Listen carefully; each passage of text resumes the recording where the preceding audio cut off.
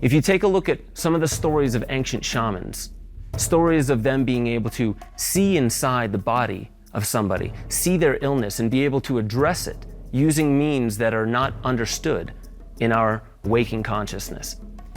These shamans also being able to walk between the worlds and bring back information to this world that's truly valuable for the tribe. Well, how did the shamans enter this other realms where they would gather information and bring it back? Well, Stewart says that psychedelic compounds, which were used commonly as sacraments by shamans and other methods to enter this very same realm. He said that these psychedelic compounds have a very unique structure to them, and their structure allows them to bind with the microtubules in the brain. And what that does is actually changes the information processing of those microtubules. So the way our neurons transport information changes due to these psychedelics. Now, if you've ever read any Aldous Huxley or Houston Smith, where they talk about opening the doors of perception, this is exactly what a psychedelic or a shamanic trance sounds like. The floodgates are opening, all the information that typically goes into our subconscious mind that doesn't arrive at our conscious mind starts opening up, and we become conscious of floods of new information that's always there, but we typically don't access it.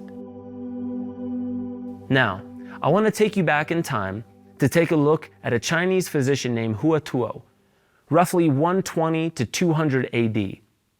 He was an anesthesiologist, much like Stewart Hameroff, but he was using cannabis-infused wine. Now, cannabis is not a classic psychedelic, but it does have the very same structure as psychedelics do, and also bind with our microtubules to change the information processing. Now, the interesting thing about this guy, Hua Tuo, is that he also discovered several of the meridians in the body. If you have studied traditional Chinese medicine or have seen charts of the meridian system in the body, they're these lines that run through the body in a very unique configuration, and they transport energy. And the reason for acupuncture and acupressure is if there's a blockage at any one of these nodal points on that meridian, then pressure or a needle is applied directly there. The needle is twisted so it binds with the fascia, and then the person receiving the treatment breathes, relaxes, which is known to actually relax the fascial system. Well, if you take a look back at how the fascia runs through the body in those unique configurations, modern researchers have put those two charts side by side and found out that there is an 80 to 98% correlation between those ancient meridians of the movement of energy and our modern myofascial system. This could revolutionize the way we look at those treatments, acupuncture and acupressure. Could they rightly be called micro-myofascial release? Myofascial release is a form of bodywork.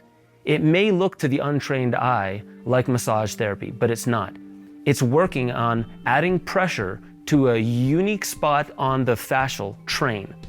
Again, these trains run the length of the body, and if pressure is applied at a unique spot, and the person receiving the treatment breathes and relaxes, this will relax the entire train of fascia along the body, which means that healing just might be the loosening up of those tissues, allowing for its fiber optic capacity to come back so it can move energy impregnated with information through the body. That information has to do with the trauma or the sedentary lifestyle that has caused for that fascia to become stuck and stiff. Albert St. Georgi, he is a biochemist and a Nobel Prize winner. He said, in every culture and in every medical tradition before ours, healing was accomplished by moving energy. And that's exactly what we're talking about today. Because in those older traditions, the shaman's job was to keep the health of the tribe. It was to heal. So could the shaman, a skilled traveler of this realm, not just read the information there? Could that shaman actually influence the information at the quantum realm? It's a unique question, but if we look back to the double slit experiment, showing how the observer of the experiment actually changes the behavior of the photons that they're witnessing, meaning everyone, even those scientists, their consciousness was changing quantum scale phenomena. So yes, if a shaman was highly skilled, they would be able to augment or alter quantum information. And this goes right back to what Stewart Hamroff was saying. The quantum realm is the realm where you create your own reality.